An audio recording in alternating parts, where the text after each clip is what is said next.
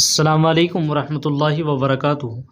معزز سامعین کرام، مولانا سجاد نعمانی صاحب نے اپنا ایک واقعہ بیان کیا ہے جس کو میں آپ کے سامنے پڑھ کر کے سنا رہا ہوں۔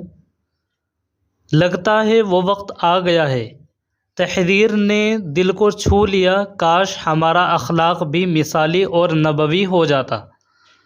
مولانا خلیل الرحمن سجاد نعمانی نے بتایا کہ وہ ایک بار ٹرین میں سفر کر رہے تھے کہ نصف شب کے قریب کسی اسٹیشن سے سادھوؤں کا ایک گروہ ٹرین پر ان کے ڈبے میں سوار ہوا۔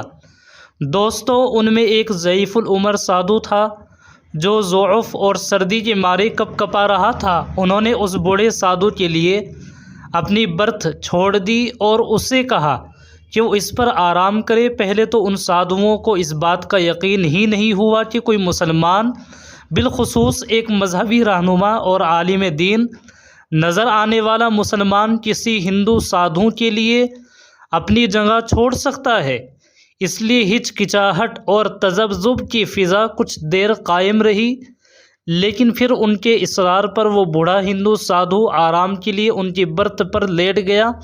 صبح منزل مقصود پر پہنچ کر ٹرین سے اترے تو پلیٹ فارم پر وہ بوڑھا سادھو مولانا نعمانی کا ہاتھ پکڑ کر ایک طرف لے گیا اور ان کا شکریہ ادا کیا، اور پھر اس کے ساتھ ہی اس کے منہ سے یہ جملہ نکلا کہ لگتا ہے وہ وقت آ گیا ہے۔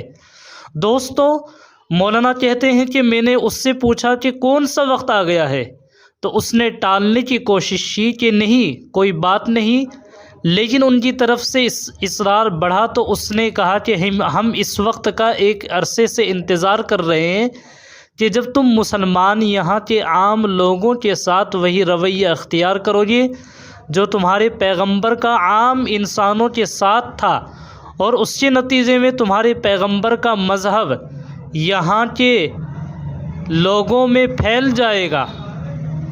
از قلم حضرت مولانا زاہد الراشدی صاحب، روزنامہ اوصاف، 22 ستمبر 1998 عیسوی۔